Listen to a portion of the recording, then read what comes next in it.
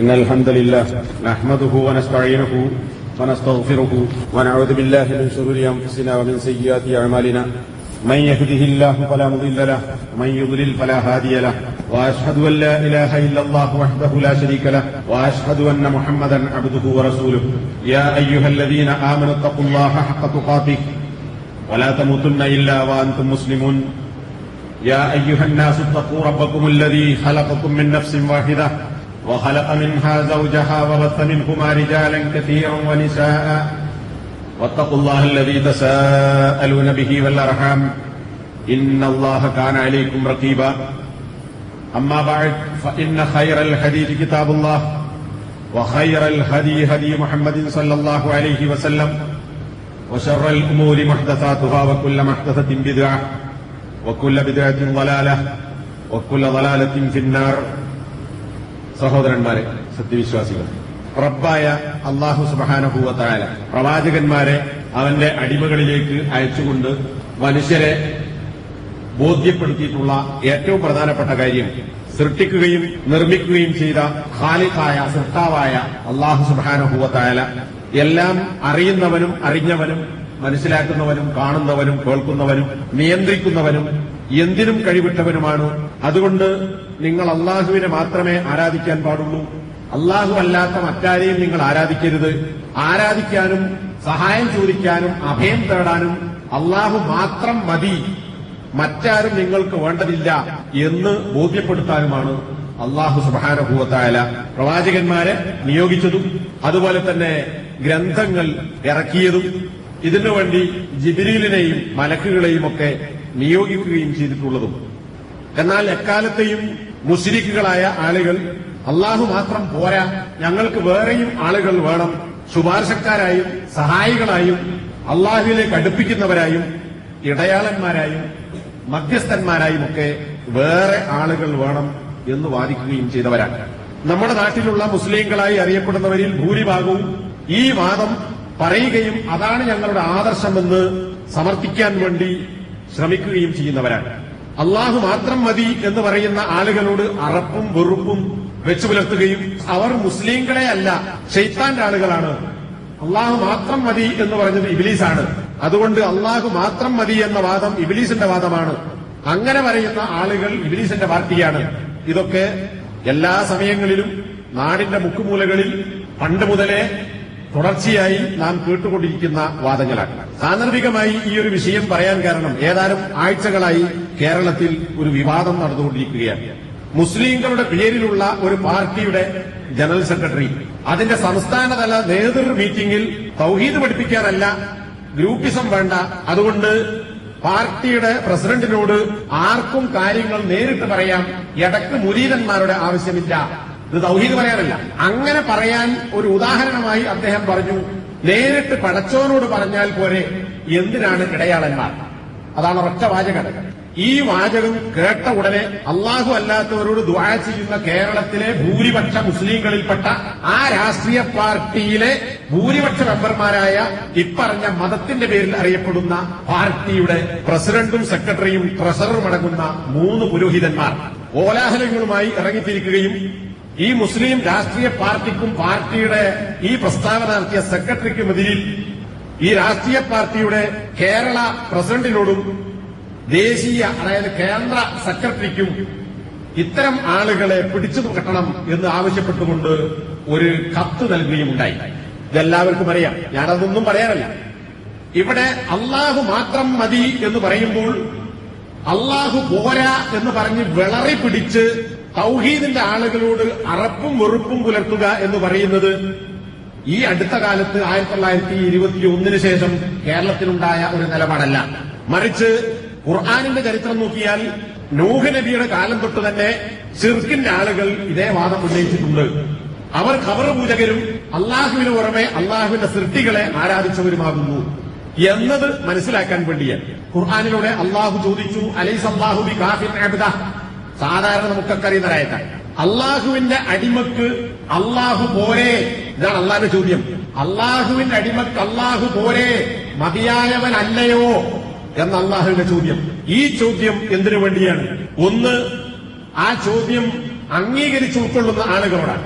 അള്ളാഹുവിന്റെ നിയമത്തുകൾ അംഗീകരിക്കുകയും റബ്ബാണ് ഇതൊക്കെ ചെയ്തു വരുന്നത് എന്ന് അംഗീകരിക്കുന്ന ആളുകൾ ആ ചോദ്യത്തിന്റെ ഉത്തരമെന്നോണം അള്ളാഹുവിന് നിയമത്തുകൾക്ക് നന്ദി കാണിച്ചുകൊണ്ട് അവനെ ആരാധിച്ച് ജീവിക്കണം.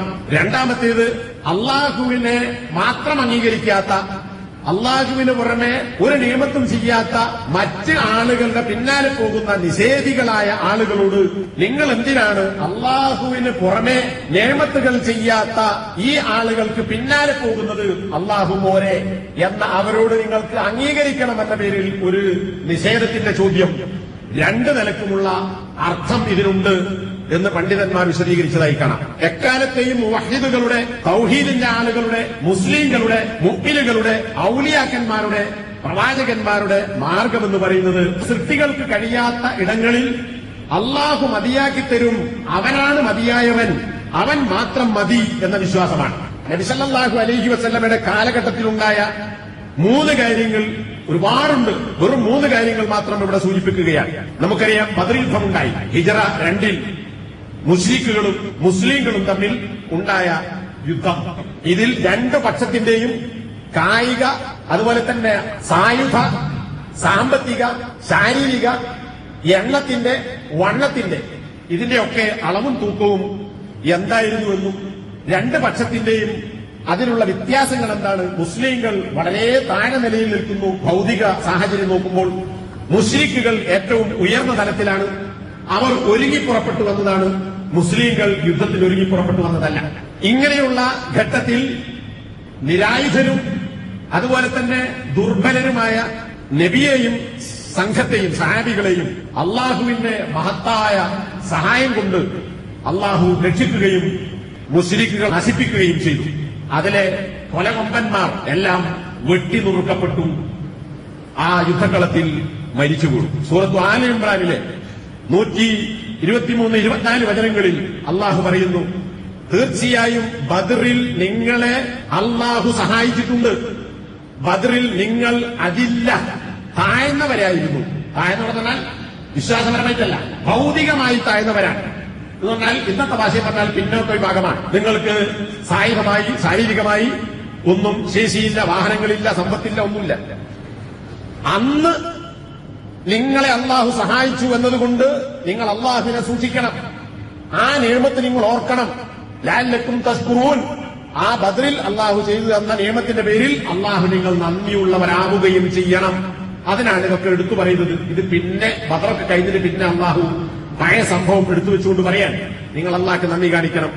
എന്നിട്ടോ ഇത് തഖൂലുൽ മുഅ്മിനീന, യുദ്ധം നടക്കുന്ന ഈ ഭീതി നിറഞ്ഞ, ഭൗതികമായി നോക്കിയാൽ ഒരിക്കലും മുസ്ലിങ്ങൾക്ക് രക്ഷയുണ്ടാവുകയില്ല എന്ന് തോന്നുന്ന ഘട്ടത്തിൽ നബി സല്ലല്ലാഹു അലൈഹി വസല്ലമ ഈ ദുർബലരായ സഹാബത്തിനോട് പറഞ്ഞ വാചകം എന്താണ്? നീ അവരോട് പറഞ്ഞു, വിശ്വാസികളോട്. നബി പറഞ്ഞത് ഖുർആൻ ഉദ്ധരിക്കാൻ ബദറിന്റെ ദിവസം പറഞ്ഞ കാര്യം. അലൻ യക്ഫിയകും, അള്ളാഹു നിങ്ങൾക്ക് മതിയാക്കി തരുന്നത് പോരെ. അയ്യുമിദ്ദുക്കും റബ്ബുക്കും ബിസലാസത്തി ആലാഫിൻ മിനൽ മലായികത്തി മുൻസലിൻ, ആകാശത്തിൽ നിന്ന് അവതരിപ്പിക്കപ്പെടുന്ന, ഇറക്കപ്പെടുന്ന മലക്കുകളിൽ നിന്ന് 3000 പേരെ കൊണ്ട് നിങ്ങളുടെ റബ്ബ് നിങ്ങൾക്ക് പോഷണം നൽകി സഹായിക്കുക എന്നത് നിങ്ങൾക്ക് മതിയാവുകയില്ലയോ? നിങ്ങൾ ദുർബലന്മാരാണ്. അപ്പുറത്തുള്ളത് ഭയങ്കര ശക്തിയും അതുപോലെ തന്നെ എല്ലാവിധ കഴിവുമുള്ള ആളുകളാണ്. വിശ്വാസം ഒഴിച്ച് ശിർക്കിന്റെ ആളുകളാണ്. നിങ്ങൾ തൗഹീദിന്റെ ആളുകളാണ്. നിങ്ങൾ ഒരു രക്ഷയില്ല എന്ന് വിചാരിക്കുന്നു. പക്ഷേ നബി അവരോട് പറഞ്ഞു, നിങ്ങൾക്ക് അല്ലാഹു പോരെ. അല്ലാഹു ഒന്നുമില്ലെങ്കിലും ഇതാ 3000 മലക്കുകളെ അവൻ ഇറക്കിത്തരാം. ആ അല്ലാഹുവിന്റെ സഹായം നിങ്ങൾക്ക് മതിയാവുകയില്ലേ? എന്താ ചോദ്യം? എന്താ ഉത്തരം? ബല, അതേ മതി. ആ വിശ്വാസം അവർക്കുണ്ടായിരുന്നു. അത് അല്ലാഹു അവിടെ കാണിച്ചു കൊടുത്തു. ഈ ശക്തരായ ആളുകളിലെ 70 കൊമ്പന്മാരായ ആളുകൾ യുദ്ധക്കളത്തിൽ അരിഞ്ഞു വീഴ്ത്തപ്പെട്ടു. നബി സല്ലല്ലാഹു അലൈഹി വസല്ലമ കാണിച്ചു കൊടുത്ത ഇടങ്ങളിൽ ഓരോരുത്തരും അതേ സ്ഥലത്ത് മരിച്ചു വീണു. മാർക്ക് ചെയ്തിടത്താണ് മരിച്ചു വീണത്. അത് അള്ളാഹിന്റെ വഴിയനുസരിച്ച് കാണിച്ചു കൊടുത്തതാണ്. ഞാൻ കൂടുതൽ വിശദീകരിക്കുന്നില്ല. രണ്ടാമത്തേത്, മക്കയിലെയും മദീനയിലെയും ജസീറത്തുൽ അറബിലെ മുഴുവൻ മുശ്രിക്കുകളും ഒരു പക്ഷത്തും, വിശ്വാസികൾ മാത്രം ഒരു പക്ഷത്തും. അതായത് എല്ലാ സഖ്യകക്ഷികളും അപ്പുറത്ത്. അതാണ് അഹ്സാബ്, സഖ്യകക്ഷികൾ, മുശ്രിക്കുകളുടെ സഖ്യകക്ഷി, ഒരു അലയൻസ്.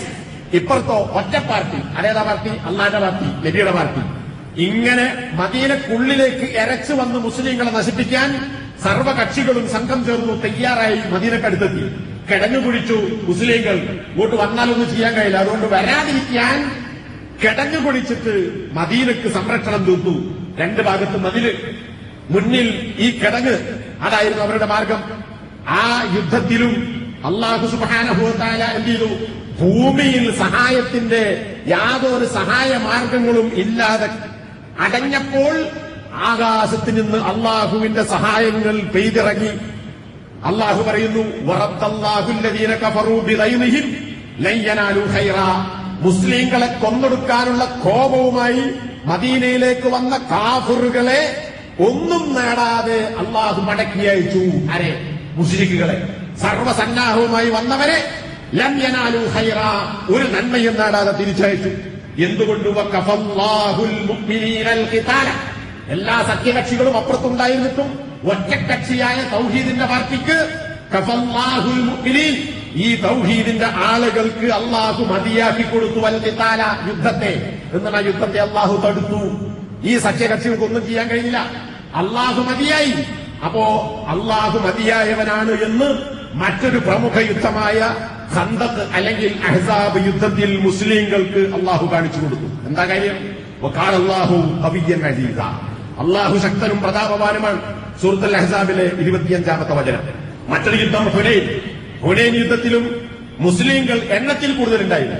പക്ഷെ മുസ്ലിങ്ങൾക്ക് ഈ എണ്ണക്കൂടുതൽ നമ്മെ സഹായിച്ചേക്കും, അത്ര വലിയ പ്രശ്നമില്ല, എളുപ്പത്തിൽ തോൽപ്പിച്ചു കളയാം ശത്രുക്കളെ എന്ന ഒരു ദുർബലത, അഹങ്കാരത്തിന്റെ ദുർബലത, അല്ലെങ്കിൽ അത്തരം ഒരു ധാരണയുടെ തകരാറ് മുസ്ലിങ്ങളുടെ മനസ്സിലുണ്ടായിരുന്നു. ആ കാര്യം ഖുർആൻ പറയുന്നു, ലഖദ് നസറക്കുമുല്ലാഹു ബി മവാതിന കസീറ. എമ്പാടും സ്ഥലങ്ങളിൽ അള്ളാഹു നിങ്ങളെ സഹായിച്ചിട്ടുണ്ട്. വയൗമ ഹുനൈൻ, ഹുനൈൻ യുദ്ധത്തിന്റെ ദിവസവും അള്ളാഹു നിങ്ങളെ സഹായിച്ചിട്ടുണ്ട്. എന്നിട്ട് ഖുർആൻ പറയാൻ, നിങ്ങൾക്ക് തോന്നി നിങ്ങളുടെ എണ്ണക്കൂടുതൽ നിങ്ങളെ അത്ഭുതപ്പെടുത്തി. എന്നാൽ ഈ എണ്ണം അല്ലെങ്കിൽ ഈ വണ്ണം നിങ്ങൾക്ക് ഒരു ഐശ്വര്യവും നൽകിയിട്ടില്ല. ഭൂമി വിശാലമായിരിക്കെ നിങ്ങൾക്ക് ഭൂമി ഇടുങ്ങിയതായി തോന്നി. ആർക്കാ? മുസ്ലിങ്ങൾക്ക്. ഭൂമി വിശാലമാണ്, നിങ്ങളുടെ എമ്പാടും ആളുണ്ട്. പക്ഷേ നിങ്ങൾക്ക് ഈ ഒരു നിങ്ങളുടെ ആ അഹങ്കാരം ഉണ്ടല്ലോ, ഞങ്ങൾക്ക് മതി, ഞങ്ങളുടെ എമ്പാടും എണ്ണമുണ്ട് എന്നൊരു തോന്നൽ കൊണ്ട് വിശാലമായ ഭൂമി നിങ്ങൾക്ക് ഇടുങ്ങിയതായി തോന്നി. നിങ്ങൾ പിന്തിരിഞ്ഞോടി. തുമ്മ അൻസലല്ലാഹു സക്കീനത്തുഹു അലാ റസൂലി. എന്നിട്ട് അള്ളാഹു പറയാൻ, സൂറത്ത് തൗബ 25-26 ആ ഘട്ടത്തിൽ വിശ്വാസികൾക്കും റസൂലിനും അള്ളാഹു സമാധാനം ഇറക്കിക്കൊടുത്തു. നിങ്ങൾ കാണാത്ത സൈന്യങ്ങളെ, മലക്കുകളെ അള്ളാഹു ഇറക്കി. കാഫിറുകളെ അള്ളാഹു ഭൂമിയിൽ തന്നെ ശിക്ഷിച്ചു. അത് കാഫിറുകൾക്കുള്ള ശിക്ഷയാണ്. അപ്പൊ നോക്കൂ, പരാജയപ്പെടുന്ന ഘട്ടത്തിൽ അള്ളാഹു മതിയാക്കി കൊടുത്തു യുദ്ധത്തെ. ഭൗതികമായി രക്ഷപ്പെടുകയില്ല എന്നിടത്ത് അള്ളാഹു കാഫിൻ, അള്ളാഹു മതിയായവനാണ്, അള്ളാഹു മാത്രം മതി എന്നത് മുസ്ലിങ്ങൾ നേരിൽ കണ്ടു. ഇങ്ങനെ ഒരുപാട് അനുഭവങ്ങൾ വിശുദ്ധ ഖുർആനിൽ നബി സല്ലല്ലാഹു അലൈഹി വസല്ലമയുടെ ജീവിതവും സഹാബത്തിന്റെ ജീവിതവുമായി ബന്ധപ്പെട്ടു തന്നെ നമുക്ക് കാണാൻ സാധിക്കും. എന്നാൽ നമ്മുടെ നാട്ടിലുള്ള ഭൂരിപക്ഷ മുസ്ലിങ്ങളും നമ്മൾ അവകാശപ്പെടുന്ന അത് എത്ര ഗ്രൂപ്പോ പാർട്ടിയോ ഏതൊക്കെ ഗ്രൂപ്പുകളോ ഏതെല്ലാം ഇനീഷ്യലുകളിൽ മരിച്ചുപോയ ജീവിച്ചിരിക്കുന്നതുമായ ഏതാനും ചില നേതാക്കന്മാരുടെ പേരിൽ അറിയപ്പെടുന്ന ഗ്രൂപ്പുകളോ ആരായാലും ശരി, അവര് പറയുന്നു ഞങ്ങൾക്ക് അള്ളാഹു മാത്രം പോരാ, ഞങ്ങൾക്ക് വേറെയും ആളുകൾ വേണം. എന്നാൽ സൂറത്തു സുമറിലെ 36-37 ആയത്തിന്റെ തുടക്കത്തിലാണ് അള്ളാഹു ചോദിച്ചത്, നേരത്തെ പറഞ്ഞത് അലൈസല്ലാഹു ബികാഫിൻ അബ്ദ, അടിമക്ക് അള്ളാഹു പോരെ? അള്ളാഹു അല്ലാത്ത ആളുകളെ കൊണ്ട് നിന്നെ അവർ ഭീഷണിപ്പെടുത്തുകയാണ്. ആര്? അള്ളാഹു അല്ലാത്തവരുടെ അവർ ആരാധിക്കുന്ന ആരാധ്യന്മാരെയും ആളുകളെയും ഒക്കെ വെച്ചുകൊണ്ട് നിന്നെ നബിയെ മുശ്രിക്കുകൾ പേടിപ്പിക്കുന്നു. അള്ളാഹു ആരെ പിഴപ്പിച്ചുവോ അവന് വഴി കാണിക്കാൻ ആരുമുണ്ടാവുകയില്ല. അള്ളാഹു ആരെ നേർമാർഗത്തിലാക്കിയോ അവനെ പിഴപ്പിക്കാൻ ആരുമുണ്ടാവുകയില്ല. അള്ളാഹു പ്രതികാര നടപടികൾ സ്വീകരിക്കാൻ കഴിവുറ്റവനാകുന്നു, അസീസാകുന്നു, അല്ലയോ എന്ന ചോദ്യം ചോദിക്കുന്നു. അപ്പൊ ഇവിടെ എന്താ? മുസ്ലിങ്ങളെ അള്ളാഹു അല്ലാത്ത ഔലിയാക്കന്മാരുടെയും ആളുകളുടെയും ഇടയാളന്മാരുടെയും മധ്യസ്ഥന്മാരുടെയും ഒക്കെ പേര് പറഞ്ഞ് പേടിപ്പിക്കുന്ന ആളുകളാണ് മുശ്രിക്കുകൾ. ഇവിടെ എന്താ? അള്ളാഹു മാത്രം മതി എന്ന് പറഞ്ഞാൽ പോരാ, അള്ളാഹു അല്ലാത്ത ഇടയാളന്മാരും ശുപാർശക്കാരും വേണം, ഔലിയാക്കന്മാർ വേണം, തങ്ങൾപ്പാപ്പമാര് വേണം. അവരില്ലെങ്കിൽ നിങ്ങൾക്ക് രക്ഷയുണ്ടാവുകയില്ല. അള്ളാഹു മാത്രം മതി എന്ന് പറഞ്ഞാൽ അപകടമാണ്. ഇതെന്നാണ് മക്കയിലെ മുശ്രിക്കുകൾ പറഞ്ഞത്, ഈ മുഹമ്മദെ പേടിച്ചോ എന്ന് പറഞ്ഞ് നിന്നെ പേടിപ്പിക്കുന്നു. എന്നാ അള്ള ചോദിക്കാൻ, അള്ളാഹുവിന് പുറമെയുള്ള ഇത്തരം ആളുകളെ കുറിച്ച് പേടിപ്പിക്കുന്ന ആളുകളോട് അലൈസല്ലാഹു ബികാഫിൻ അബ്ദ, അള്ള പോരെ, എന്തിനാണ് അള്ളാഹ്ക്ക് പുറമെയുള്ള ഈ ആളുകൾ, അവരെ കൊണ്ട് എന്തിനാണ് പേടിപ്പിക്കുന്നത്? ഒരു ചുക്കും ചെയ്യാൻ കഴിയില്ല. അതുകൊണ്ട് നബിയെ, വിശ്വാസികളെ പേടിക്കേണ്ടതില്ല, അള്ള മതി ആര് വന്നാലും നിങ്ങളെ കാക്കാൻ എന്നതാണ്.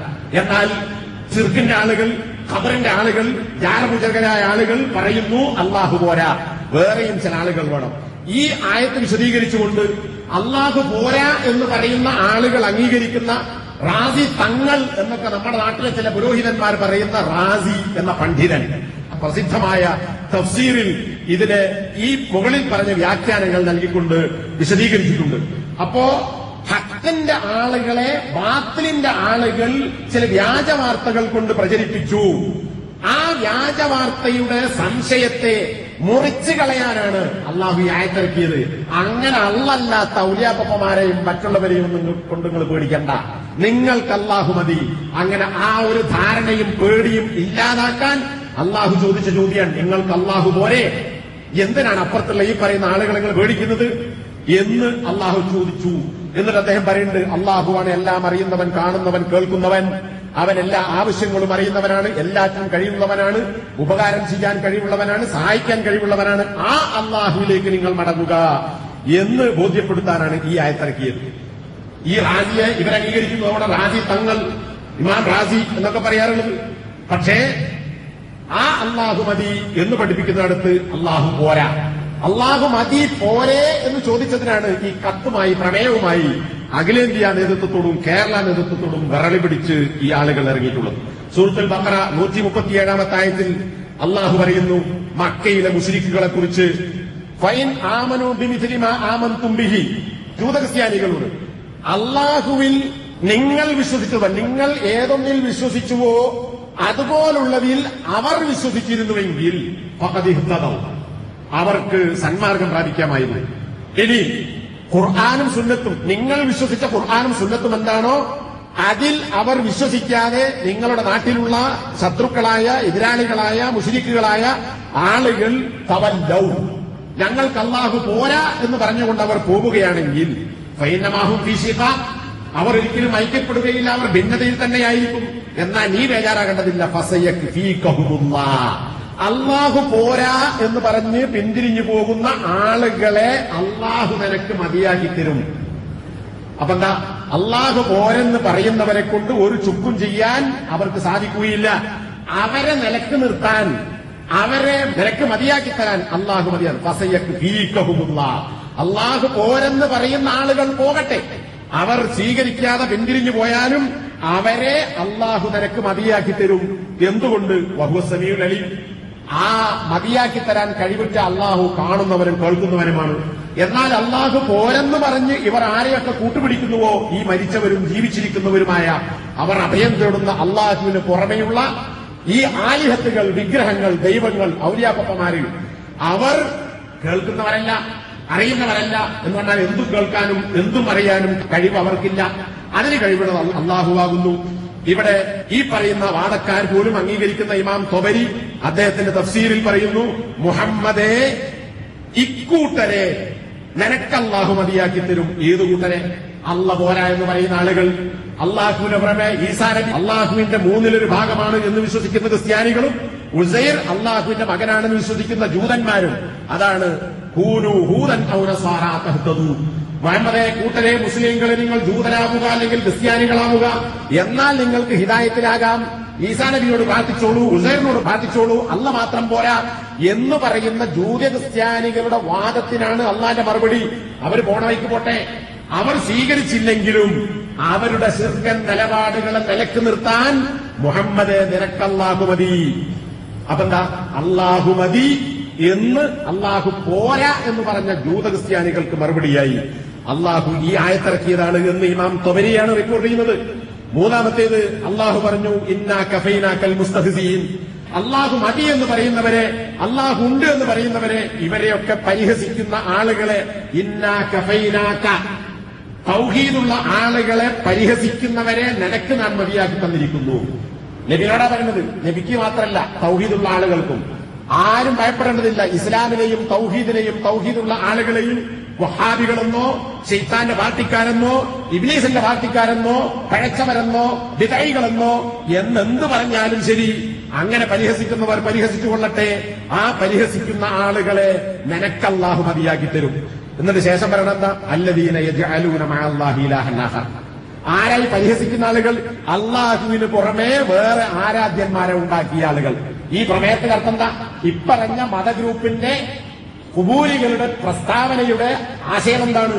നേരിട്ട് പടച്ചവനോട് പറഞ്ഞാൽ പോരെ, എന്തിനാണ് ഇടയാളന്മാർ എന്ന ചോദ്യം ഇപ്പറയുന്ന കേരളത്തിലെ സുന്നത്ത് ജമാഅത്ത് എന്ന് പറയുന്ന ആളുകളുടെ ആശയങ്ങൾക്കും ആദർശങ്ങൾക്കും എതിരാണ്. അതിനെ പരിഹസിക്കലാണ്. ഈ സെക്രട്ടറിയിൽ നിന്ന് പലപ്പോഴും ഇത്തരം നിലപാടുണ്ടായിട്ടുണ്ട്. അപ്പോ ഇപ്പറഞ്ഞ സുന്നത്ത് ജമാഅത്ത് ഏതാ? കേരളത്തിലെ സുന്നത്ത് ജമാഅത്ത്, അതിൽ സുന്നത്ത് വൽ ജമാഅത്തല്ല. ആ സുന്നത്ത് ജമാഅത്തിന്റെ ആദർശം എന്താ? അള്ളാഹു പോരാ. അപ്പൊ അള്ളാഹു മതി, അള്ളാഹിനോട് പറഞ്ഞാൽ പോരെ എന്നത് ഇവരുടെ ആദർശമാണ്. ആരുടെ ആദർശം? ജൂതന്മാരുടെ ആദർശം, മക്കയിലെ മുശ്രിക്കിന്റെ ആദർശം. അതാണ് ഈ ആയത്തിനെ വിശദീകരിച്ചുകൊണ്ട് മുഫസ്സിറുകൾ പറഞ്ഞത്. അതുകൊണ്ട് അവർ പരിഹസിച്ചോട്ടെ, അവർ കളിയാക്കിക്കോട്ടെ. ഫസ്തഅബി അംരില്ല. ഇമാം തബരി പറയാണ്, അള്ളാഹ് കൽപ്പിച്ചത് നീ പറഞ്ഞോ.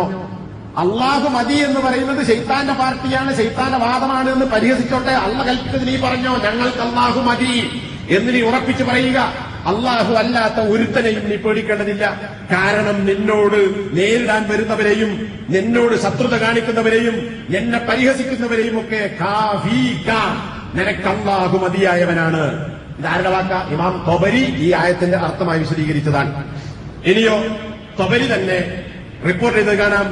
ഹദീസുകളുടെയും മറ്റും വെളിച്ചത്തിൽ ഖുറൈശികളുടെ കൂട്ടത്തിൽ മുസ്ലിംകളെ പരിഹസിച്ച 8 കൊമ്പന്മാരായ മുശ്രിക്കുകളുടെ നേതാക്കന്മാരുണ്ടായിരുന്നു. 8 ആളുകളുണ്ട്. ആ 8 ആളുകളെ എണ്ണിപ്പറഞ്ഞിട്ടുണ്ട്. ഈ 8 ആളുകളും ബദർ യുദ്ധത്തിന്റെ മുമ്പ് തന്നെ ഗുരുതരമായ രോഗങ്ങളും വിപത്തുകളും ബാധിച്ച് ചത്തുവീണു. എന്താ അള്ളാഹ് പറഞ്ഞത്? നിന്നെ പരിഹസിക്കുന്നവരെ മതിയാക്കാൻ അള്ളാഹു മതി, അള്ളാഹു മതി, അള്ളാഹു പോരെ, അള്ളാഹു മതി. അള്ളാഹു മതിയാക്കി കൊടുത്തു. ആരാണ്? ആസ് ഇബ്നു വായിൽ, ഹാരിസ് ഇബ്നു അത്തിയ്യ, ഇബ്നുൽ അസ്വദ്, വലീദ്, അബ്ദു യഹൂദ് തുടങ്ങിയ 8 ആളുകൾ ഗുരുതരമായ രോഗം വിപത്തും ബാധിച്ച് ബദർ യുദ്ധത്തിന് മുമ്പേ ചത്തുപോയി. അള്ളാഹു അവർക്ക് കൊടുത്ത വിപത്താണ്. പരിഹസിച്ചവരെ അള്ളാഹു ദുനിയാവിൽ നിഷ്കാസനം ചെയ്തു. ഇനി അപ്പൊ ഈ പറഞ്ഞത് വിശുദ്ധ ഖുർആനിൽ അള്ളാഹു മതി, പോരെ, മതിയാക്കി തരും എന്ന് ഖുർആനിൽ ആവർത്തിച്ച് പറഞ്ഞിട്ടുള്ള 3 ആയത്തുകളാണ്. ഇതൊക്കെ ഉണ്ടായിരുന്നിട്ടും ശിർക്കിന്റെ ആളുകളും ഖബറിന്റെ ആളുകളും പറയുന്നു അള്ളാഹു പോരാ. അള്ളാഹു പോരാ എന്ന് പറയുന്നത് തെറ്റാകുന്നു, അല്ലെങ്കിൽ അത് ശൈത്താന്റെ വാദമാണ് എന്ന്. അപ്പോ സഹോദരന്മാരെ, നമ്മൾ മനസ്സിലാക്കുക, ഇത് തീർത്തും പിശാചിന്റെ, ഇസ്ലാമിന്റെ എതിരാളികളുടെ, പ്രവാചകന്മാരുടെ നിലപാടിന്റെ എതിരിലുള്ള വാദമാണ് എന്ന കാര്യം നമ്മൾ മനസ്സിലാക്കേണ്ടതുണ്ട്. അതുപോലെ വിശുദ്ധ ഖുർആനിൽ നമുക്ക് കാണാം അല്ലാഹു സുബ്ഹാനഹു വ തആല അല്ല മതി എന്ന് വേറൊരു വാക്ക്, കാഫിൻ എന്ന വാക്കല്ലാതെ ഹസ്ബ് എന്ന വാക്കുപയോഗിച്ചുകൊണ്ട് പറഞ്ഞിട്ടുള്ളത് നമുക്ക് കാണാൻ സാധിക്കും. 4-5 സ്ഥലങ്ങളിൽ ഈ കാര്യം ഖുർആൻ ആവർത്തിച്ചിട്ടുണ്ട്. അല്ല മതി. അപ്പൊ 2 പദങ്ങൾ ഒന്ന് കാഫിൻ, കഫ എന്ന വാക്കുപയോഗിച്ചുകൊണ്ട്, അല്ലെങ്കിൽ യക്ഫി, ഈ ഒരു പദത്തിന്റെ വ്യത്യസ്ത രൂപങ്ങൾ ഉപയോഗിച്ചുകൊണ്ട് അല്ല പറഞ്ഞു. ഇതുകൂടാതെ സൂറത്ത് തൗബ, അവർ വിശ്വസിക്കാതെ പിരിഞ്ഞുപോയാൽ ഫൈൻതവല്ലൗ, ഇവിടെ അവർ പിന്തിരിഞ്ഞു പോയെന്നാൽ തൗഹീദ് അംഗീകരിക്കുന്നില്ല, അള്ളാഹുവാണ് സൃഷ്ടാവ്, അവരെയാണ് ആരാധിക്കേണ്ടത്, അവരെ മാത്രമാണ് ആരാധിക്കേണ്ടത് എന്ന് പറഞ്ഞാൽ അത് സ്വീകരിക്കാതെ അവർ പിൻവാങ്ങിപ്പോയാൽ, ഇവിടെ ദയവത്തെടുത്തി ആരും സ്വീകരിക്കില്ല, ബേജാറാണ്ട, അവർ പോയിക്കോട്ടെ, അവർ പിന്തിരിഞ്ഞു പോയാൽ ഫഖുൽ, മുഹമ്മദെ പറഞ്ഞോ, ഹസ്ബിയല്ലാഹ്, എനിക്ക് അല്ലാഹ് മതി. നിങ്ങൾ പറയുന്ന വിഗ്രഹങ്ങൾ വേണ്ട, അള്ളാഹു അല്ലാത്ത ഔലിയാക്കന്മാർ വേണ്ട, അള്ളാഹുവിന് പുറമെ നിങ്ങൾ വിളിച്ചു പ്രാർത്ഥിക്കുന്ന ഈസാ നബി വേണ്ട, ഉസൈർ വേണ്ട, അതുപോലെ തന്നെ മറ്റൊരു വിഗ്രഹങ്ങളും ആരാധ്യ വസ്തുക്കളും നിങ്ങൾ പറയുന്ന ഔലിയാക്കളായാലും നബിമാരായാലും മുർസലീങ്ങളായാലും അവരൊന്നും എനിക്ക് അള്ളാഹുവിന് പുറമെ ആവശ്യമില്ല. ഹസ്ബി അല്ലാഹ്, എനിക്ക് അള്ളാഹു മാത്രം മതി എന്ന് മുഹമ്മദ് അലി ഉറക്കെ പറഞ്ഞോ. ലാ ഇലാഹ ഇല്ലല്ലാഹ്. എന്താണ് ഹസ്ബി അല്ലാഹ്, എനിക്ക് അള്ളാഹ് മതി എന്ന് പറയാൻ കാരണം? ഇലാഹായി അള്ളാഹു അല്ലാതെ മറ്റാരുമില്ല. അഭയം തേടാൻ, ശരിക്കും ഇലാഹ് എന്ന വാക്കർത്ഥം എന്താ? അഭയം തേടാൻ പറ്റിയവൻ, പരിഭ്രമിച്ച് സഹായം ചോദിച്ച് ചെല്ലാൻ പറ്റിയവൻ, അതാണ് ഇലാഹ് എന്നുള്ള വാക്കിനർത്ഥം. അതിന്റെ ശരിയായ അർത്ഥതാണ്. അപ്പൊ ലാ ഇലാഹ, മനുഷ്യന് അല്ലെങ്കിൽ സൃഷ്ടികൾക്ക് ഒരു തരത്തിലും സഹായവും അഭയവും നൽകാൻ കഴിയാത്ത ഘട്ടത്തിൽ അല്ലെങ്കിൽ വെപ്രാളവും ബേജാറുമുണ്ടാകുമ്പോൾ അഭയം തേടി ചെല്ലാൻ പറ്റുന്നവനാരോ അവനാണ് ഇലാഹ്. അതാരാ? ഇല്ലല്ലാ, അല്ല മാത്രമേ ഉള്ളൂ, അല്ലാഹു അല്ലാതെ വരാറില്ല.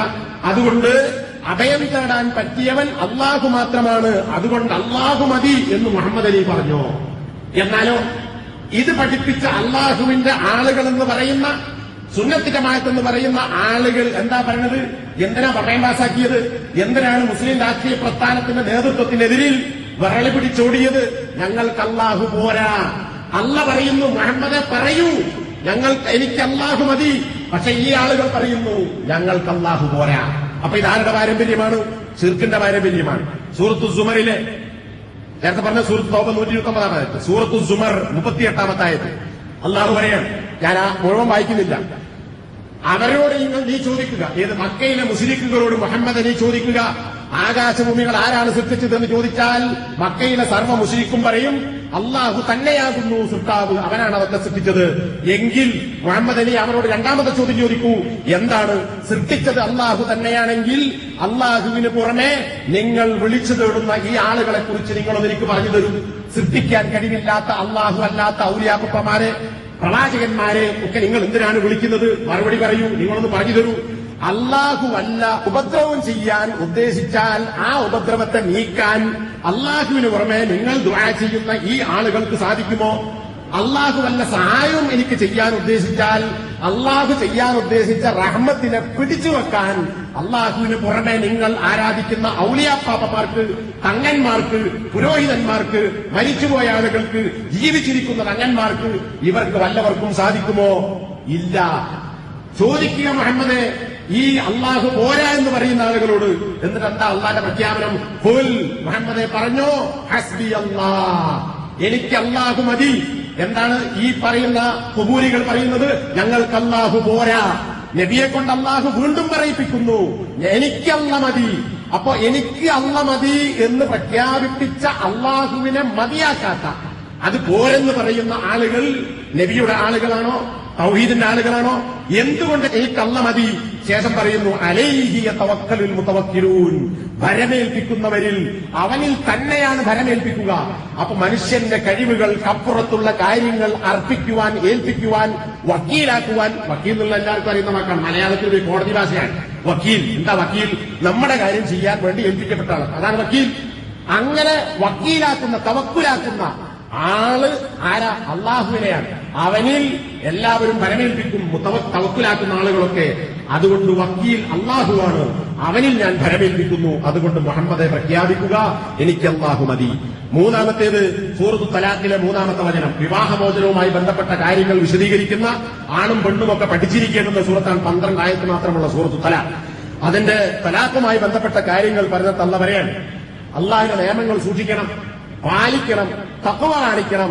എന്നിട്ട് അതിന് രണ്ടാമതായി പറയുന്നു വമൻ യതവക്കൽ അലല്ലാഹ്, അല്ലാഹുവിൽ ആര് ഭരമേൽപ്പിച്ച് അവൻ പറയുന്ന നിയമങ്ങൾ പാലിച്ചുകൊണ്ട് അവൻ വരച്ചു കാണിച്ച അതിർവരമ്പുകൾക്ക് അപ്പുറം കടക്കാതെ ആര് ജീവിക്കുന്നുവോ ഫഹുവ ഹസ്ബു, തഖ്വയുള്ളവന് അല്ല മാത്രം മതി, തവക്കലുള്ളവന് അല്ല മാത്രം മതി. എന്താ കാര്യം? ഇന്നല്ലാഹ ബാലിഗു അംരി, അള്ളാഹുവിൽ തവക്കലാക്കുന്ന എന്തുകൊണ്ട് അള്ളാഹു മതിയായത്? നേരാനേർക്കുള്ള മലയാളത്തിൽ പറഞ്ഞാൽ അള്ളാഹു കാര്യപ്രാപ്തിയുള്ളവനാണ്. നാടൻ ഭാഷയാണ് കാര്യപ്രാപ്തി. കാര്യം പ്രാപിക്കാൻ കഴിയുന്നവൻ. അള്ളാഹു ഉദ്ദേശിച്ച കാര്യം പ്രാപിക്കാൻ, നടപ്പിലാക്കാൻ അള്ളാഹു കഴിയും. അത് അള്ളാഹു അല്ലാത്ത ആർക്കും കഴിയില്ല. അതുകൊണ്ട് അള്ളാഹുവിൽ ആര് ഭരമേൽപ്പിക്കുന്നുവോ അവൻ അള്ളാഹു മതി. അപ്പൊ അള്ളാഹു പോരാ, വേറെയും ആളുകൾ വേണം എന്ന് പറഞ്ഞതിന്റെ അർത്ഥം എന്താ? അള്ളാഹു ഞങ്ങൾക്ക് വിശ്വാസമല്ല, അള്ളാഹു ഞങ്ങളുടെ കാര്യം ഏറ്റെടുക്കാൻ പറ്റിയവനല്ല, ഞങ്ങളെ സഹായിക്കാൻ പറ്റിയവനല്ല, അള്ളാഹു വക്കീലാകാൻ പറ്റുകയില്ല. ഞങ്ങൾക്ക് അതുകൊണ്ട് തന്നെ അള്ളാഹു പോരാ, തങ്ങന്മാരും ശുപാർശക്കാരും ഔലിയാപ്പന്മാർക്ക് വേണം എന്നാണ് ആ പറഞ്ഞതിന്റെ അർത്ഥം. ഇനി 4-ാമത്തെ ആയത്ത് സൂറത്തു ആല ഇംറാനിലെ 173.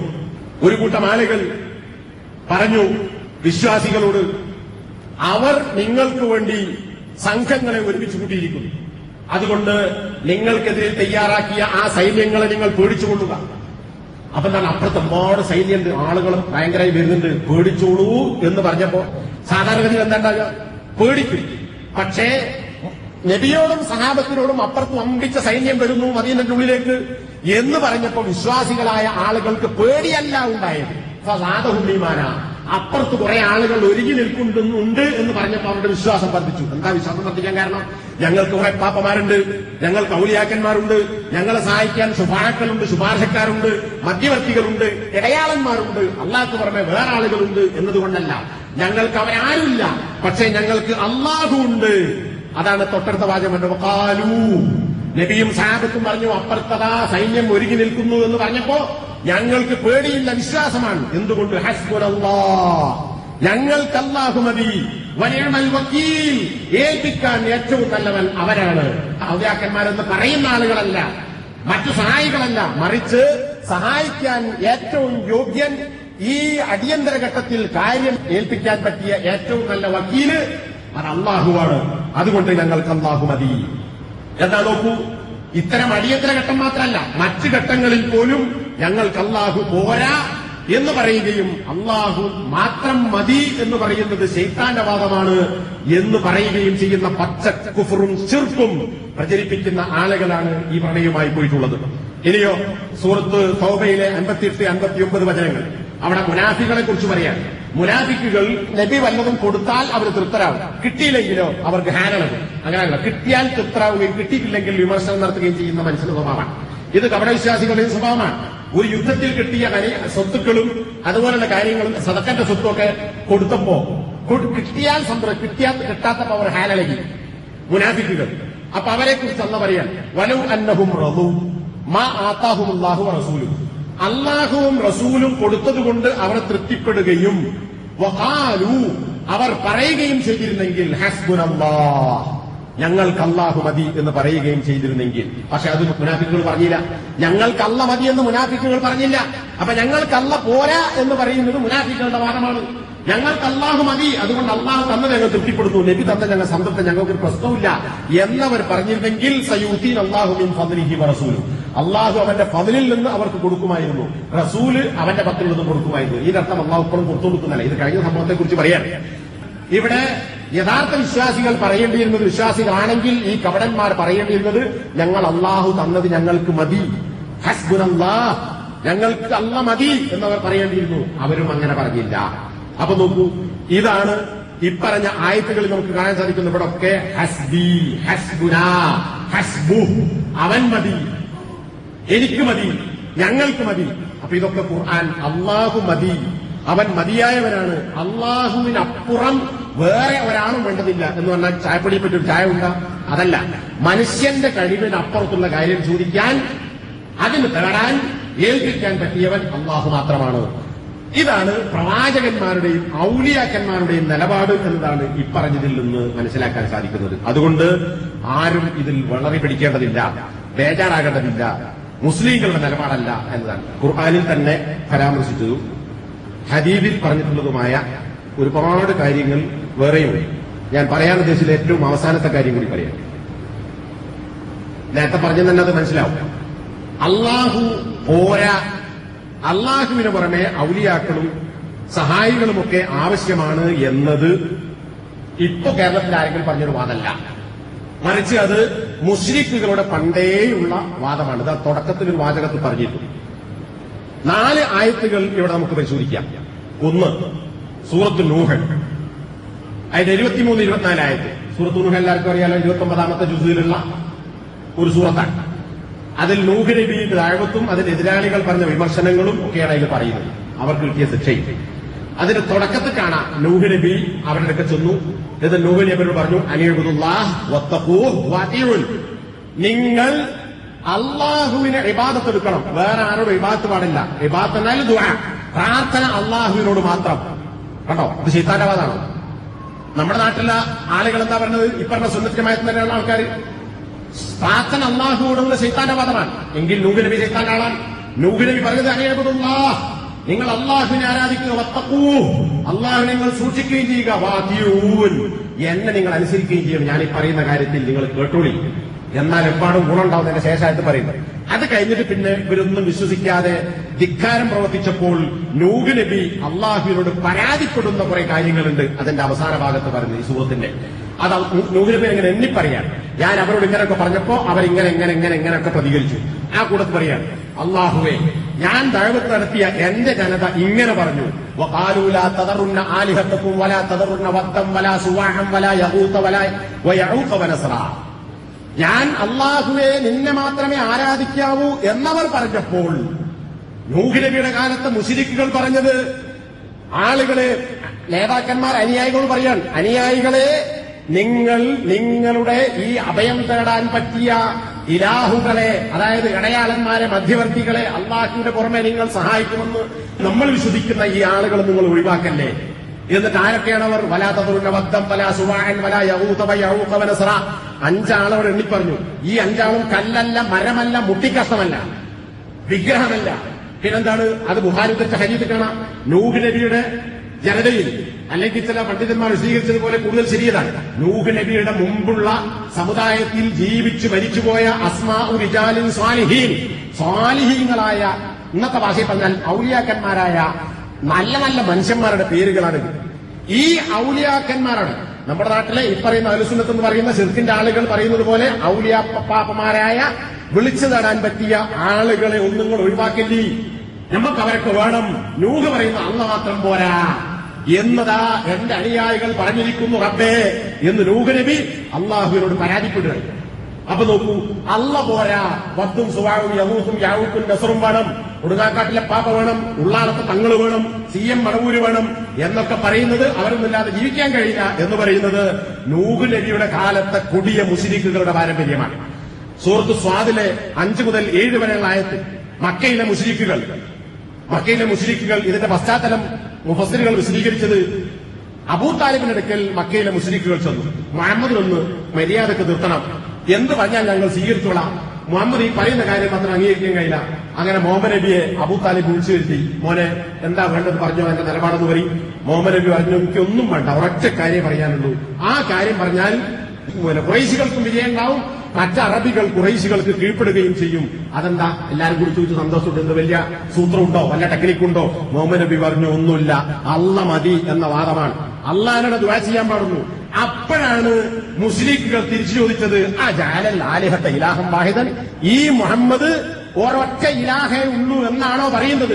അല്ല, ഞങ്ങൾക്ക് ലാത്തയുണ്ട്, ഉസ്സയുണ്ട്, മനാത്തയുണ്ട്, വേറെ കുറെ ഔലിയാപ്പാപ്പമാരുണ്ട്, അള്ളാഹുവിന് പുറമെ ഇവരൊക്കെ ഞങ്ങൾക്ക് സഹായിക്കാൻ കഴിവുള്ള ആളുകളാണ്, എന്നാൽ അള്ള മാത്രം മതി എന്നാണോ മുഹമ്മദ് പറയുന്നത്? അത് ഞങ്ങൾക്ക് അംഗീകരിക്കാൻ കഴിയില്ല. ഇന്ന ഹാദാ ലശൈഉൻ ഉജാബ്, ഇത് അത്യാശ്ചര്യകരമായ ഒരു കാര്യം തന്നെ. അപ്പൊ എന്താ? അള്ള പോരാ, ലാത്തയും ഉസ്സയും മനാത്തയും വേണം എന്ന് നൂഹ് നബിയുടെ കാലത്തുള്ള ആളുകൾ മറ്റു ചില ആളുകളെ കുറിച്ച് പറഞ്ഞതുപോലെ ഇതൊക്കെ ഞങ്ങൾ പാപ്പമാരാണ്, ഇവരെ വിട്ട് അള്ള മാത്രം മതി എന്ന വാദം ഞങ്ങൾക്ക് അംഗീകരിക്കാൻ കഴിയില്ല എന്ന് പറഞ്ഞ് അഹങ്കാരത്തോടുകൂടി ഈ അബൂ താലിബിന്റെ അടുക്കൽ വന്ന ആളുകൾ തിരിഞ്ഞുപോയി എന്നാണ്. അപ്പോ ഈ വാദം അള്ളാഹു പോരാ എന്ന് പറയുന്നതും അള്ളാഹു പോരേ എന്ന് ഒരു രാഷ്ട്രീയ പാർട്ടിയുടെ സെക്രട്ടറി തൗഹീദ് പറയാനല്ല, പാർട്ടിയിൽ ഐക്യമുണ്ടാകണം, പ്രസിഡന്റിനെ അനുസരിക്കണം എന്ന് പറയാൻ വേണ്ടി പറഞ്ഞത് അതിനാണെന്ന് പോലും ആലോചിക്കാൻ തലയിൽ ഒരു വച്ചിന്റെ തലച്ചോറ് പോലും ഇല്ലാത്ത ഈ ആളുകൾ ഈ വാദം അന്ന് മക്കയിലെ മുശ്രിക്കുകൾ പറഞ്ഞ വാദമാണ്. ഇവിടെ ഈ പ്രസ്താവന ഇറക്കിയപ്പോ ഈ ആളുകൾ എന്താ ചെയ്തത്? പെണ്ണും കടലാസ് എടുത്തു, ലെറ്ററഡ് എടുത്തു, എന്നിട്ട് പ്രസ്താവനയുണ്ടാക്കി ഇയാളെ പിടിച്ചു കെട്ടണം. അതേ കാര്യം മക്കാ മുശ്രിക്കുകൾ കാണാം, രണ്ടും സാമ്യമുണ്ട്. വൻതലഖൽ മലഉ മിൻഹും, മക്കയിലെ മുശ്രിക്കുകളിൽപ്പെട്ട നേതാക്കന്മാർ, നേതൃത്വം ഇറങ്ങിപ്പുറപ്പെട്ടു, സദസ്സ് ഇറങ്ങിപ്പോയി. എന്നിട്ട് എന്താ പോകുമ്പോ പറഞ്ഞത്? അനിംഷു, ഇറങ്ങിയങ്ങോട്ട് നടക്കൂ, വസ്ബിറു അലാ ആലിഹത്തിക്കും, നമ്മുടെ ആലിഹത്ത്, നമ്മുടെ സഹായികൾ, അള്ളാഹുവിന് പുറമെ നമുക്കുള്ള ആളുകളുണ്ടല്ലോ, അതിനൊരിക്കലും വിട്ടുകൊടുക്കാൻ പാടില്ല. അതുകൊണ്ട് അതിനു വേണ്ടി നിങ്ങൾ ക്ഷമിച്ചിരുന്നുള്ളൂ, നടക്കുക നമ്മളുടെ മുന്നിൽ. ഇതാണ് ഇപ്പൊ ഈ കൊടുത്ത കത്തിന്റെ പ്രസ്ഥാനന്റെ പേരെന്താ? അതിന്റെ അർത്ഥം എന്താ? ഞങ്ങളുണ്ട്, നിങ്ങൾ നമ്മളോട് ഉറച്ചു നിൽക്കൂ, നിങ്ങൾ ഈ പറയുന്ന പാർട്ടിയിലേക്ക് പോകണ്ട, മറിച്ച് നമ്മൾക്ക് അള്ളാഹുവിന് പുറമെ ചില ആളുകൾ വേണം, അത് മാത്രം മതി എന്ന് പറയുന്നത് നമുക്ക് അംഗീകരിക്കാൻ കഴിയില്ല. അപ്പോ അബൂ താലിബിന്റെ തഫ്സീറിൽ പറയുന്നത് ശരിയാണെങ്കിൽ, ആ പശ്ചാത്തലമാണെങ്കിൽ, അബൂ താലിബിന്റെയും നബിയുടെയും അടുക്കൽ നിന്ന് ഞങ്ങൾക്ക് അല്ലാഹു പോരാ മതി എന്ന് പറയുന്നത് ആശ്ചര്യകരമായ ഒരു കാര്യമാണെന്ന് പറഞ്ഞ് അനുയായികളെ ഇളക്കിവിട്ട ഖുറൈശികളുടെ മുശ്രിക്കുകളുടെ നേതൃത്വത്തെ പോലെയാണ് ഈ പ്രസ്താവന ഇറക്കിയ നേതൃത്വമെന്നാണ് ആയത്തിനെ ചുരുക്കുമ്പോൾ നമുക്ക് മനസ്സിലാകുന്നത്. എന്നിട്ടോ ഇന്ന ഹാദാ ലശൈഉൻ യുറാ, മക്കയിലെ അന്നത്തെ പ്രമുഖന്മാരെ പറഞ്ഞതാണ് ഇത് വെറുതെ പറയണതല്ല, മുഹമ്മദ് വെറുതെ പറയല്ല, ഇതിന്റെ പിന്നിൽ വേറെന്തൊരു ലക്ഷ്യം. ഇവരെന്താ പറയുന്നത്? ഇത് വെറുതെ പറഞ്ഞതല്ല ആ സെക്രട്ടറി, മറിച്ച് അള്ളാഹു പോരാ എന്ന് പറയുന്ന സുന്നത്ത് ജമാഅത്തിന്റെ ആളുകളെ ഒതുക്കാൻ വേണ്ടിയാണ്, ഈ പാർട്ടിന്റെ ആധിപത്യം പിടിച്ചെടുക്കാൻ വേണ്ടിയിട്ടാണ്. അതേ കാര്യം ഇന്ന ഹാദാല ശൈഉൻ യുറാദ്, ഇതുകൊണ്ട് എന്തോ ഒരു ലക്ഷ്യം വേറുണ്ട് എന്ന് അവർ പറഞ്ഞതുപോലെ ഇവരും പറഞ്ഞു. പിന്നെയോ മാ സമീന ബിഹാദാ ഫിൽ ബില്ലത്തിൽ ആഖിറ ഇൻ ഹാദാ ഇല്ലാ ഇഖ്തിലാഖ്, ഞങ്ങളുടെ അവസാനത്തെ നടപടിക്രമത്തിൽ ഇങ്ങനെ ഒരു കാര്യം നമ്മൾ കണ്ടിട്ടില്ലല്ലോ, അള്ളാഹനെ മാത്രം മതി എന്നത് ഇത് പുതുതായി മുഹമ്മദ് ഉണ്ടാക്കിയ ഒരു കാര്യമാണ്. ഇതിനല്ലേ ഈ ആളുകളും പറയുന്നത് അള്ളാഹു മാത്രം മതി എന്നത് ഇബ്ലീസ് ഉണ്ടാക്കിയ വാദമാണ്, അതുകൊണ്ട് നമുക്കിത് വേണ്ട, ഇത് പുതിയ വാദമാണ്. സുന്നത്ത് ജമാഅത്തിന്റെ ആളുകൾ വാദം അള്ളാഹിന്റെ പുറമെ വേറെയും ആളുകൾ വാദം വേണമെന്നതാണ്. അപ്പൊ മക്കയിലെ മുശ്രിക്കുകൾ എന്തു പറഞ്ഞുവോ അതേ വാദം ഈ ആളുകൾ ഉദ്ധരിക്കുന്നു. സൂറത്ത് മാഇദ 104-ാമത്തെ വചനം മക്കയിലെ മുശ്രിക്കുകളോട് അള്ളാഹ് പറയാൻ, മുശ്രിക്കുകളോട് പറയപ്പെട്ടാൽ വരൂ, അള്ളാഹ് പറഞ്ഞത് സ്വീകരിക്കൂ, റസൂലിന് ഇറക്കപ്പെട്ടത് സ്വീകരിക്കൂ, അതായത് ഖുർആൻ അംഗീകരിക്കൂ, അള്ളാഹ് അംഗീകരിക്കൂ, റസൂൽ അംഗീകരിക്കൂ എന്ന് അവരോട് പറയപ്പെട്ടാൽ അവര് പറയും ഞങ്ങൾക്ക് അള്ളാഹ് മാത്രം പോരാ, ഹസ്ബുനാ മാ വജദ്നാ അലൈഹി ആബാഅന, ഞങ്ങളുടെ ബാപ്പപ്പാപ്പമാരെ എന്താണ് ഞങ്ങൾ കണ്ടത് അതാണ് ഞങ്ങൾക്ക് വേണ്ടത് എന്ന് പറഞ്ഞാൽ നിങ്ങൾ പറയുന്ന ഖുർആന്റെ ആശയം ഞങ്ങൾക്ക് വേണ്ട, അള്ളാഹ് മതി എന്നത് ഞങ്ങൾക്ക് ഞങ്ങളുടെ വാപ്പപ്പാപ്പമാരും വല്യാപ്പമാരും ഒക്കെ പാരമ്പര്യമായി പഠിപ്പിച്ചിട്ടുണ്ട്. അള്ളാഹ്ക്ക് പുറമെ ഈ ആളുകളൊക്കെ വേണം, ഞങ്ങളുടെ പഴയ പ്രമേയം അങ്ങനെയാണ്, ഞങ്ങൾ അങ്ങനെ മാലപ്പാട്ടിൽ അങ്ങനെയാണ് പറയുന്നത് എന്ന് മക്കയിലെ മുശ്രിക്കുകൾ പറഞ്ഞതുപോലെ ഖുർആാനിനെയും സുന്നത്തിനെയും വിട്ട് പാരമ്പര്യം മതി എന്ന് പറഞ്ഞു മക്കയിലെ മുശ്രിക്കുകൾ. അതേ വാദം ഇവരും പറയുന്നു, ഖുർആൻ പറയുന്ന ഏകദൈവവിശ്വാസം ഞങ്ങൾക്ക് വേണ്ട, ഞങ്ങൾക്ക് ഞങ്ങളുടെ വാപ്പപ്പാപ്പമാരുടെ പൂർവികരുടെ പാരമ്പര്യമാണ് ഞങ്ങൾക്ക് വേണ്ടത്. ഒറ്റക്കാര്യം കൂടി, സൂറത്ത് സുമർ 45-ാമത്തെ ആയത്ത്. ഇവിടെ പോയി വിരളി പിടിച്ചോടിയതെന്തിനാ? അല്ല മതി, നേരിട്ട് പടച്ചവനോട് ചോദിച്ചാൽ പോരേ എന്നതിനാണ് വിരളി. ഇതും മുശ്രിക്കുകളുടെ സ്വഭാവമാണ്. സൂറത്ത് സുമർ 45-ാമത്തെ ആയത്ത് അല്ല പറയാണ്, അള്ളാഹു മാത്രം മതി എന്ന് പറയപ്പെട്ടാൽ, നോക്കി അത്ര ഫിറ്റായ ആയത്താ നോക്കൂ, അല്ല മാത്രം മതി എന്ന് പറയപ്പെട്ടാൽ ഇസ്മഅസ്സത് ഖുലൂബുൽ ലദീന ലാ യുമിനൂന ബില്ലാഹ്, അറബി ഭാഷയുടെ ഒരു ഗാംഭീര്യമാണ്. ആ മനസ്സിലുണ്ടാകുന്ന അറപ്പും ഒരു ഇസ്മഅസ്സത്, അള്ളാഹു മാത്രം മതി എന്ന് പറയപ്പെട്ടാൽ പരലോകത്തിൽ വിശ്വാസമില്ലാത്ത ആളുകളുടെ ഹൃദയങ്ങൾ ഇസ്മഅസ്സ, അറപ്പുകൊണ്ട് അതിങ്ങനെ ചുക്കിച്ചുളിയും ബേജാറ് കാണിക്കും. വൈദാദുക്രല്ലദീന മിൻ ദൂനി, അള്ളാഹുവിന് പുറമേയുള്ള ഔലിയാക്കന്മാരെ മറ്റുള്ള ആളുകളെ പറയപ്പെട്ടാൽ ഇദാഹും യസ്തബ്ശിറൂൻ, അപ്പൊ അവർക്ക് ഭയങ്കര സന്തോഷം. നോക്കൂ എത്ര കൃത്യമായി ചിത്രമാണ് ഖുർആൻ പറയുന്നത്. അല്ല മതി എന്ന് പറഞ്ഞാൽ ഇങ്ങനെ വിരളി പിടിക്കും. അല്ല പോരാതെ ഔലിയാക്കന്മാർ വേണം പറഞ്ഞാൽ ഹായ് സുന്നത്തിനുമായി നല്ല ആളുകൾ നിങ്ങൾ നമ്മളെ ആൾക്കാരാണ് എന്ന് പറയും. അമാനി മൗലവി അദ്ദേഹത്തിന്റെ തഫ്സീറിൽ ഈ ആയത്ത് സുമറിലെ 45-ാമത്തെ ആയത്ത് വിശദീകരിക്കുന്നിടത്ത് പറഞ്ഞ ഒറ്റ വാചകം കൂടി പറയാം. മുസ്ലിം സമുദായത്തിൽ തന്നെ ശിർക്കുപരമായ അന്ധവിശ്വാസങ്ങൾ ഹൃദയത്തിൽ സ്ഥലം പിടിച്ചിട്ടുള്ള ചിലരിലും ഈ സ്വഭാവം കാണാറുണ്ടെന്ന് വ്യസനപൂർവ്വം പറയേണ്ടിയിരിക്കുന്നു. ഏത് സ്വഭാവം? മുസ്ലിങ്ങളുടെ സ്വഭാവം ഇന്ന് മുസ്ലിങ്ങൾ എന്ന് പറയുന്ന ആളുകളുടെ സ്വഭാവത്തിലുണ്ട്. എന്താണത്? അള്ളാഹുവിന്റെ കൃപ കൊണ്ട് അള്ളാഹു സുഖപ്പെടുത്തട്ടെ, അള്ളാഹു കാക്കണേ എന്നൊക്കെ പറയുന്ന സന്ദർഭത്തിൽ അള്ളാഹുവിന്റെ കൂടെ നേർച്ചക്കാരുടെയോ ചില ശൈഖന്മാരുടെയോ പേരുകൾ കൂടി ചേർക്കുന്നതും, അല്ലെങ്കിൽ അള്ളാഹുവിനെ പറയാതെ ഇവരെ മാത്രം പറയുന്നതുമായിരിക്കും ഇവർക്കിഷ്ടം. അള്ളാഹിനെ ഒഴിവാക്കിയാലും ഔലിയമാർ പറഞ്ഞാൽ അതാണ് ഇഷ്ടം, അല്ലെങ്കിൽ അള്ളാഹിന്റെ കൂടെ ഔലിയാക്കന്മാർ പറയണം. ഇനി അള്ളാഹിനെ പറഞ്ഞില്ലെങ്കിലും ഇന്ന ആളുടെ കഴിവ് കൊണ്ട് ഗുണം കൊണ്ട് കിട്ടി എന്ന് പറഞ്ഞാൽ അതാണ് അവർക്ക് തൃപ്തി. അപ്പൊ എന്താ, അള്ളാഹുവിനെ മാത്രം എന്ന് പറയുമ്പോ വിരളി പിടിക്കുന്ന വാല് വെക്കുന്ന സ്വഭാവം മക്കയിലെ മുശ്രിക്കുകളുടെ നിലപാടാണെന്ന് ഖുർആൻ പറയുന്നു. അള്ളാഹു അല്ലാത്തവരും വേണമെന്ന് പറഞ്ഞാലും സന്തോഷമായിരിക്കും. ഇതൊക്കെ ഈ പറഞ്ഞ 4 ആയത്തുകളിൽ നിന്ന് മനസ്സിലാക്കാൻ സാധിക്കുന്നത് അള്ളാഹു മാത്രം പോരാ എന്ന് പറയുന്നത് ഇസ്ലാമുമായി ഒരു ബന്ധവുമില്ലാത്ത തനി നൂഹ് നബിന്റെ കാലം തൊട്ട് മുഹമ്മദ് നബിന്റെ കാലം വരെ ഉണ്ടായിരുന്നതും ഇപ്പോഴും നിലനിൽക്കുന്നതുമായ ശിർക്കൻ പാരമ്പര്യമാണ് എന്ന് വളരെ കൃത്യമായി നമുക്ക് മനസ്സിലാക്കാൻ സാധിക്കും. അതുകൊണ്ട് സഹോദരന്മാരെ, ഇത് രാഷ്ട്രീയ വടംവലിയായി കാണാതെ ആദർശത്തിന്റെ പേരിലുള്ള ഒരു പടയൊരുക്കമാണ്. എന്തിന്? തൗഹീദിനെതിരെ ശിർക്കിന്റെ ആളുകളുടെ പടയൊരുക്കമാണ് എന്ന് മനസ്സിലാക്കുകയും നാം വൈജ്ഞാനികമായി സായുധരാകുകയും തൗഹീദിന് വേണ്ടി പടയെന്നാൽ തെളിവുകൊണ്ട് ശിർക്കിനെ തച്ചടക്കാൻ കഴിയുന്ന പ്രബോധകരായി മാറാനും നമുക്ക് സാധിക്കണം. തൗഹീദ് ഉൾക്കൊണ്ടാൽ മാത്രം പോരാ. ഉൾക്കൊണ്ടത് കൊണ്ട് മാത്രം ഈമാൻ ഉണ്ടാവുകയില്ല. ഈമാൻ പൂർണ്ണമാകണമെങ്കിൽ തൗഹീദിലേക്ക് ജനങ്ങളെ ക്ഷണിക്കുക എന്ന ഉത്തരവാദിത്വം കൂടി തൗഹീദുള്ള മുഴുവൻ ആളുകളും നിർവഹിക്കേണ്ടതുണ്ട്. അങ്ങനെ തൗഹീദ് ഉൾക്കൊണ്ട ദായിമാരാകാൻ നമ്മൾ ശ്രമിക്കുക.